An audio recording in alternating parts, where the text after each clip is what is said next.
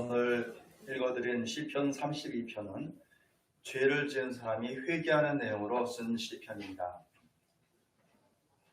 다윗 왕이 자기가 범죄하고 회개했던 그 경험을 가지고 이 시를 쓴 거라고 생각을 하고 있는데, 이 사람은 착한 사람이기도 했고 또 경건한 사람이기도 했지만 아주 죄를 하나도 안 지은 건 아니기 때문에 살다가 끔찍한 범죄를 했던 경험들이 또 있습니다. 자기 부하의 아내를 보고 음욕이 발동해가지고 그 부하의 아내와 통관을 하고 자기 부하는 전쟁터에 보내서 죽게 만들어서 이런 일을 아무도 모르게 했다고 생각을 했는데, 하나님께서 그걸 보시고 다윗을 고통 가운데 몰아가셨어요. 다윗은 심각한 고통 가운데 처했다가 시간이 좀 흐른 다음에 나중에는 이것을 또 회개하고 또 돌아서게 됩니다. 그러면서 하나님께서 돌보시고 또 회복해 주시는 것을 경험하는 것을 우리가 알 수가 있습니다. 그런 경험을 가지고 이런 시를 쓰면서 다윗은 또한 이 회개하는 것에 대해서 말씀해주고 있고, 또 자기 경험으로 하나님께 회개하는 것이 중요하다, 죄를 지은 사람들은 하나님께 회개하라 촉구하는 교훈을 주는 그런 시이기도 합니다. 그런데 1절과 2절을 보면 복이 있는 사람이 어떤 사람인지를 말해줍니다. 우리가 생각을 믿고 인사할 때 복 많이 받으시라고 하고 덕담을 주고 왔는데, 성경에서도 복에 대해서 관심이 많이 있어요. 1절 2절 보면은 허물의 사함을 받고 자기의 죄가 가려진 자는 복이 있도다. 마음에 간사함이 없고 여호와께 정죄를 당하지 아니하는 자는 복이 있구나. 이런 사람이 복이 있다고 말을 합니다. 허물이 사함을 받고 죄가 가려지고 마음에 간사함이 없고 정죄를 당하지 않는 사람. 다 하는 말은 이제 죄 지은 것, 죄에 대해서 말을 하고 있는데, 다윗이 시를 쓰느라고 그랬는지 마음에 생각이 많아서 그랬는지 허물이라고 하고 또 죄라고 하고 또 마음의 간사함이라고 하면서 여러 가지로 표현을 하고 있습니다. 어쨌거나 큰 죄가 됐던, 의도적인 완악한 죄가 되었던, 또는 작은 죄, 하다가 잠시 미끄러진 죄가 되었던, 또는 마음 가운데 있는 죄가 되었던지 간에 종류를 불문하고 이 죄들이 문제가 되는데, 이 죄들이 사함을 받고 가려지고 정죄를 당하지 않는 것이 참 복된 일이다 하는 것입니다. 죄를 가지고 이렇게 여러 가지 말을 하는 것처럼 하나님께서 죄를 씻어주는 것도 여러 가지로 말씀하고 있어요. 허물은 사해 주시고 죄는 가려 주시고 마음의 간사함은 그것이 없고 정죄를 당하지 않게 해주시고, 또 하나하나 보면 또 뜻은 있습니다. 사함을 받는다 하는 것은 그냥 가지고 가신다. 죄가 가려졌다고 하는 것은 덮고 보지 않으신다.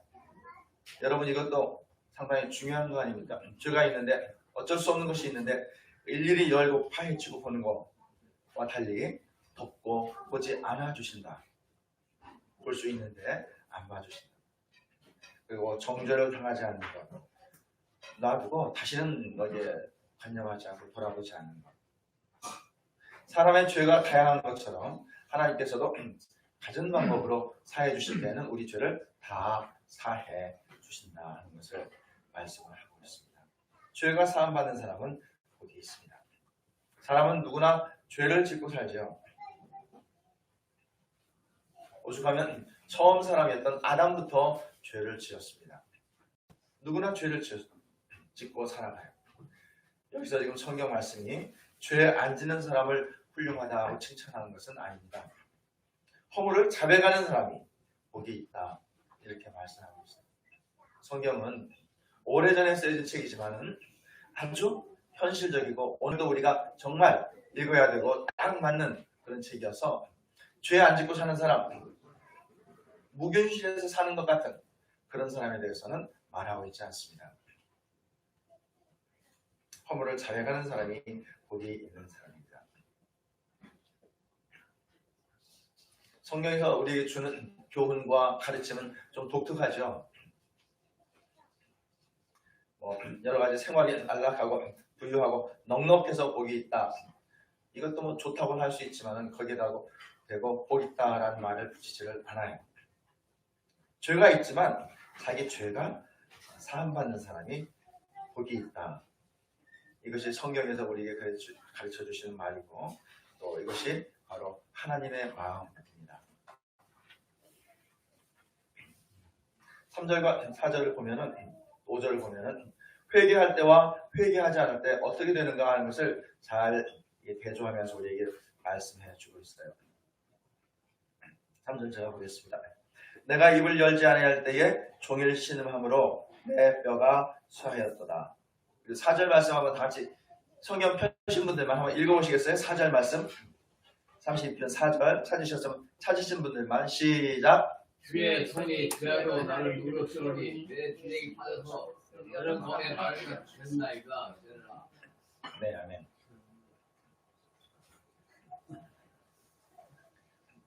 죄를 회개하지 않았을 뿐인데 자기가 지었던 것 아무도 안 봤던 거 본 사람이 없어요. 왕궁에서 일어난 일이고 왕의 권력을 가지고 있기 때문에. 그러나 그렇게 건조를 했을 뿐인데 다윗은 그것 때문에 종일 신음을 했어요. 많이 괴로웠다는 말입니다.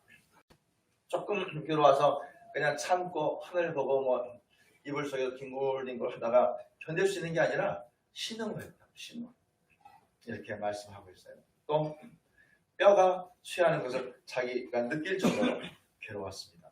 몸과 마음이 혹독하게 괴로웠어요.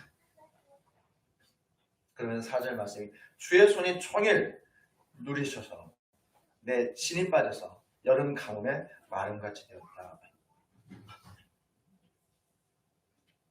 하나님께서 사람에게 임하시면 그것은 정말 좋은 경험이죠. 하나님께서 사람에게 오시면 그것이 얼마나 거룩하고 정말 사람이 하나님을 경험할 수 있는 정말 특별한 경험이 되겠습니까?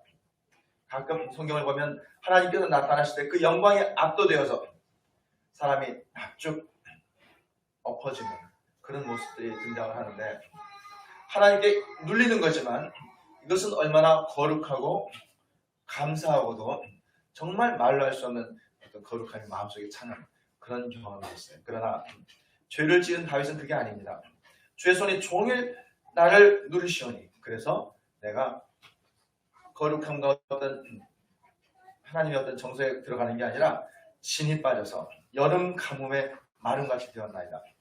내 속에서 생명이 말라가고 있어요. 말라가고 있어요.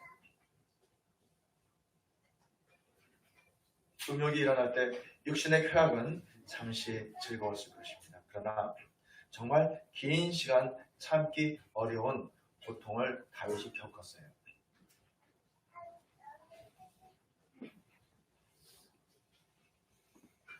5절 말씀에 드디어 자복을 하는데 내가 이르기를 내 허물을 여호와께 자복하리라 하고 주께 내 죄를 아뢰고 내 죄악을 숨기지 아니하였더니 곧 주께서 내 죄악을 사하셨나이다.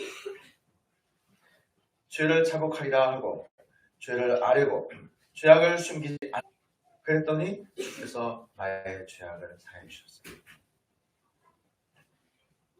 아무도 본 사람이 없다고 또 태클을 걸 사람이 없다고 생각할 때에 선지자 나단이 찾아가서 다윗에게 말했습니다. 당신은 죄인입니다, 임금님. 이렇게 말할 때 다윗이 무엄하다. 어떻게 나한테 이런 식으로 대답하지 않고 내가 죄인입니다 말하면서 내려와서 하나님 앞에서 무릎을 꿇었어요. 경건한 사람이니까 이렇게 했겠지만 사실 나단이 이렇게 말해줄 때 얼마나 다윗이 마음으로 고마웠을까 생각합니다. 아무도 건드리지 않는 죄 때문에 몸과 마음이 말라가고 있어요. 그 영혼도 말라가고 있어요. 자기 몸에서 생명이 막 떠나가고 있어요. 가만히 있는데 신음이 나와요. 당신이 주인입니다 말할 때에 부끄러운 것은 말할 수 없지만 자기의 부하들과 자식들이 보는 앞에서 내가 이런 치사한 이 파렴치한 짓을 했다고 하는 것, 사람을 죽였다, 나의 충신을 죽였다, 남의 아내와 나쁜 짓을 했다. 이런 걸 고백하고 이것이 드러날 때에 부끄러웠겠지만 얼굴이 정말 나긋했겠지만 그러나 자기의 죄를 말해주고 이것이 드디어 겉으로 터질 때에 많이 고마웠을 것 같아요. 아, 이제 신음이 그치겠구나. 뼈가 쇠했는데 이게 그치겠구나. 내 몸에서 진이 빠져나가는 게 이게 그치겠구나. 하나님과 뭔가 가린 것 같았는데 이제는 가렸던 게 없어지겠구나. 이런 것 때문에 부끄럽지만 그러나 그것은 오히려 작은 것이고 이제는 살겠구나. 이런 마음이 많이 들었을 것입니다.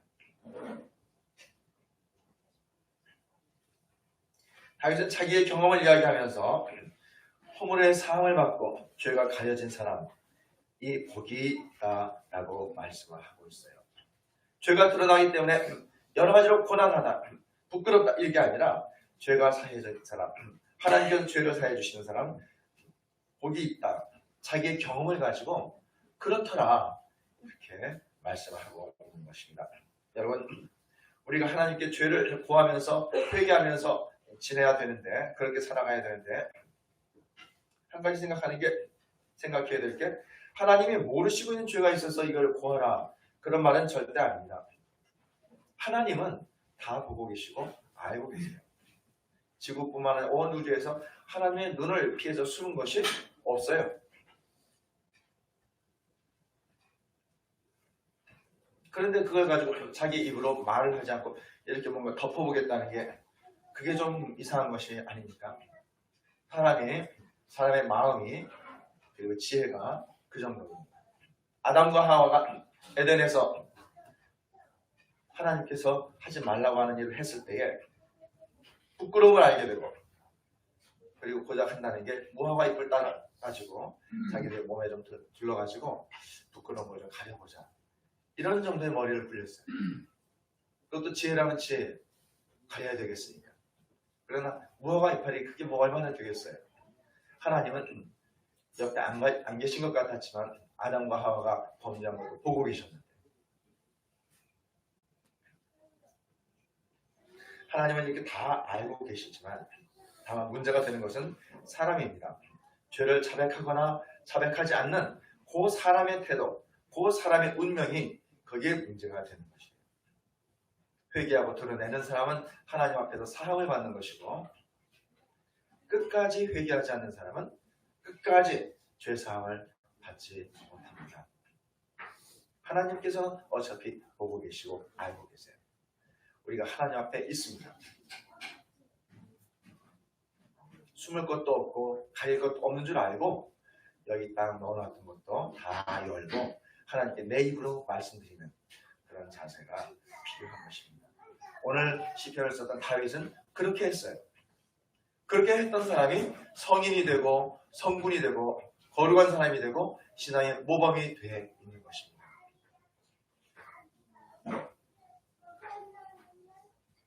이제 새해인데 얼마나 하나님이 좋으시면 새해를 2번 주셔가지고 한 번 실수했으면 다시 한번 해보라 이런 걸 주시겠습니까?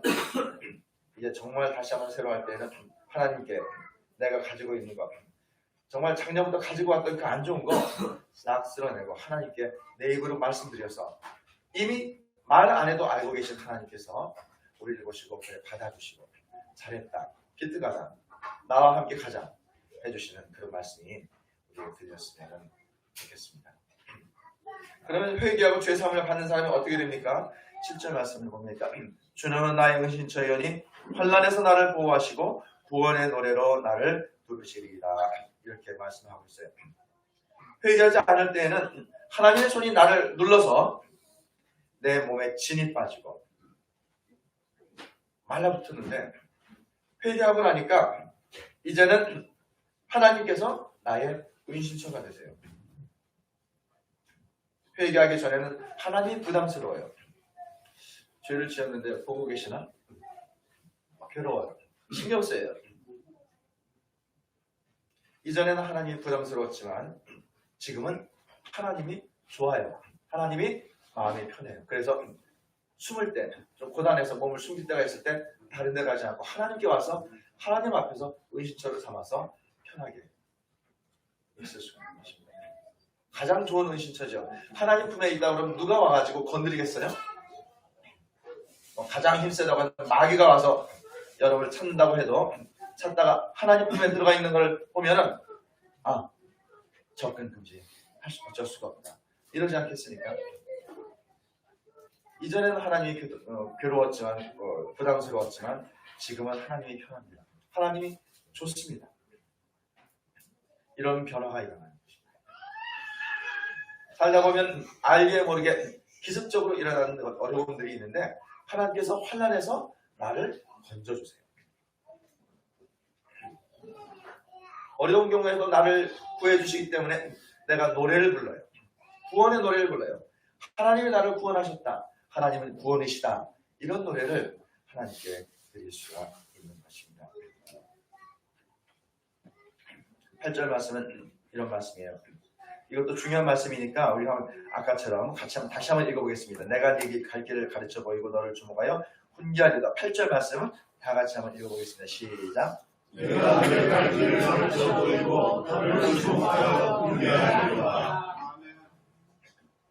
회개하고 이제 하나님과의 관계가 열린 사람들은 하나님께서 길을 인도하신다. 우리가 지금 살기는 살지만 우리는 하루아침을 알지를 못하죠. 별일 없을 거라고 생각을 하고 살아갑니다.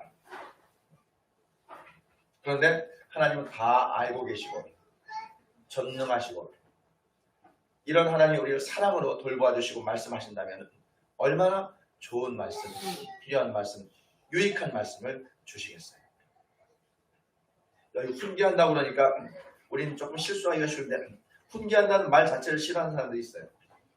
옛날에 선생님 앞에 서가지고 머리를 숙이고 딱딱하게 서가지고 심한 말씀 듣던 게 생각나가지고 가끔 맞기도 하고 아버지 앞에서 무릎 꿇고 앉아가지고 이 말씀 들으면서 머리 푹 숙이고 끝날 때까지 기다리는 게 생각이 나서 훈계한다고 그러면 조금 부담스러운 분들이 계시는데 정말로 그럴까요? 다른 성경을 보니까 이게 도움말도 주시고 또 조언자가 되시고 이런 말로 표현이 되어 있어요. 하나님께서 정말 우리가 딱딱하게 하시면 우리가 살기도 어려울 텐데 그런 건 아니고 사랑 가운데 부드럽게 도움말을 주시고 지도하시면서 우리를 이끌어 가신다. 이런 말씀을 하고 계세요. 어떻게 해서 이렇게 할 수가 있습니까? 회개하고 죄의 사함을 받고 하나님께 오는 사람입니다. 하나님께서 이렇게 말씀하실 거예요. 시편을 쓴 저자가 다윗이 하나님의 마음을 상상하면서 하나님의 마음을 상정하면서 하나님께서는 이렇게 말씀하시리라 하고 8절 마음을 쓴 것 같아요. 내가 네 갈 길을 가르쳐 보이고 너를 주목하여 훈계하리로다. 9절도 그렇습니다.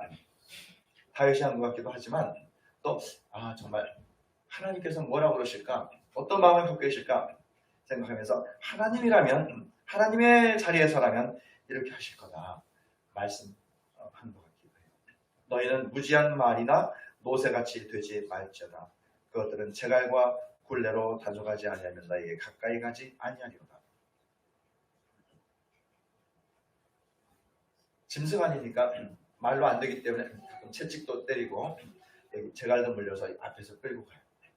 이 노새 같은 건 힘도 세지만 얼마나 고집이 센지 아이들 동화책에도 나오는 내용들이에요. 노새는 고집이 세다. 아이들 동화책에도 나와요. 우리는 하나님의 특별한 피조물이기 때문에 하나님께서 말씀하십니다. 말이나 노새처럼 고집 피우다가 제갈과 굴레로 끌려가는 그런 식으로 살지 말고 자원해서 알아서 스스로 좋은 결심을 하고 회개할 거 있으면 회개해라. 이렇게 말씀하시는 거예요. 그래서 그런 말씀으로 하나님께서 주시는 말씀이 오늘 읽은 9절 말씀입니다. 이것이 하나님의 마음입니다. 올 한 해는 그리고 특별히 지금은 새 처음인데 이 하나님의 마음에 우리가 정말 수하게 그리고 성실하게 응답하면서 시작할 수 있기를 바랍니다. 다윗은 이제 이런 경험을 가지고 있기 때문에 정말 군면을 합니다. 6절 말씀 이로 말미암아 모든 경건한 자는 주를 만날 기회를 얻어서 주께 기도할지라 진실로 홍수가 범람할지라도 그에게 미치지 못하리이다. 죄악이 험하게도 자복하면은 하나님께서는 용서해 주시잖아요. 죄를 사해 주시잖아요. 그러므로 모든 경건한 자는 주를 만날 기회를 얻어서 주께 기도하라. 권면입니다. 미리 겪어본 사람의 권면이. 여기 좋은 것이 있더라. 정말 우리가 다 그렇게 하자. 홍수가 범람할지라도 이런 사람에게는 미치지 못합니다. 세상에서 여러 가지 환란이 있고 뒤집어지는 일, 안 좋은 일, 시끄러운 일들이 많겠지만 홍수가 범람할지라도 하나님께 회개하고 하나님께 죄사함을 받은 그 사람에게는 미치지 못할 것이다. 다윗의 확신이 있는 증언입니다.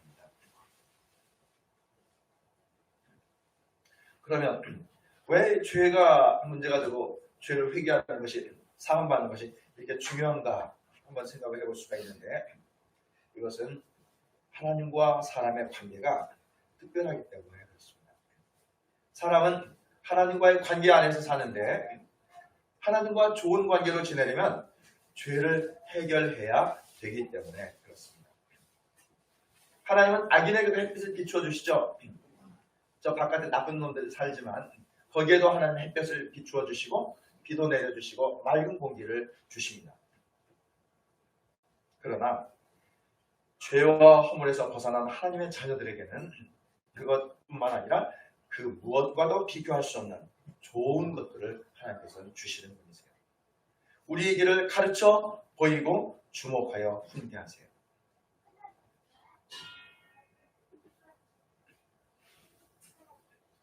하나님께서 우리에게 하시는 말씀이 많아요. 해주시는 것들이 우리를 가르쳐 보이고 그리고 주목하시고 훈계하세요. 하나님께서 하늘에 계신 줄 알았는데 주목하시고 훈계하세요. 우리 길을 가르쳐 보여주세요. 한마디로 우리와 의사소통해 주시는 말씀이 되고, 또 하나님의 지혜를 나눠주신다는 뜻 아닙니까? 어디 가서도 얻을 수 없는, 받을 수 없는 하나님의 지혜를 사람에게 나누어 주신다 하는 말씀입니다. 그야말로 이럴 경우에는 임마누엘 하나님을 우리가 경험하게 되는 것입니다. 이것도 우리가 작년 말에 했죠. 가장 좋은 것이 무엇입니까? 하나님께서 우리와 함께 계시는 것. 임마누엘 하나님, 이것이 우리에게 주시는 가장 큰 축복 아닙니다. 그렇게 되는 것입니다. 그러므로 죄를 회개하고 죄사함을 받는 것이 이렇게 중요합니다. 예수님께서 우리에게 오신 목적도 사실 우리 죄를 사해 주시기 위해서 오신 거예요.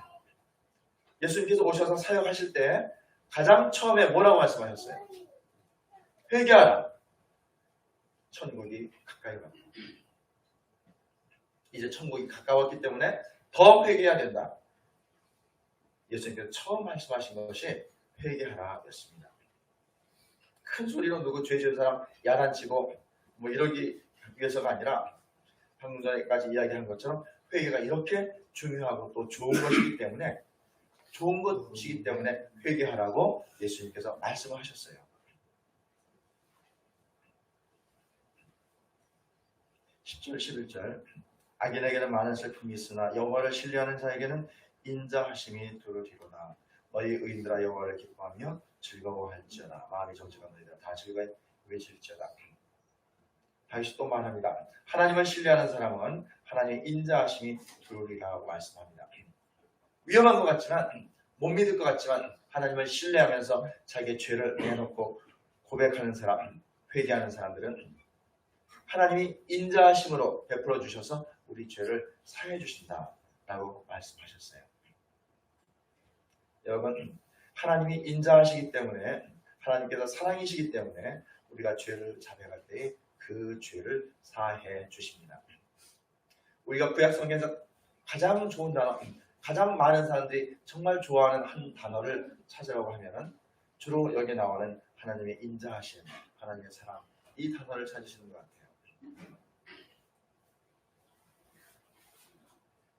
이 인자하심이라고 하는 단어, 이 말을 제일 품고 싶어하고 받고 싶어하고 늘 듣고 싶어하는 그러한 중요한 단어이고 많은 사람들이 찾아오는 그런 단어입니다. 다윗이 말하기를 여호와를 신뢰하는 사람에게는 하나님의 인자하심이 두루리로다.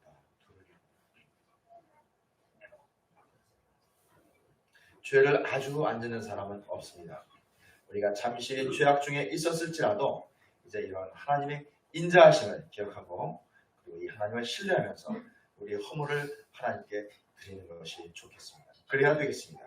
우리가 살 길이 하나님께 있고 하나님께서는 우리를 기다리고 계세요.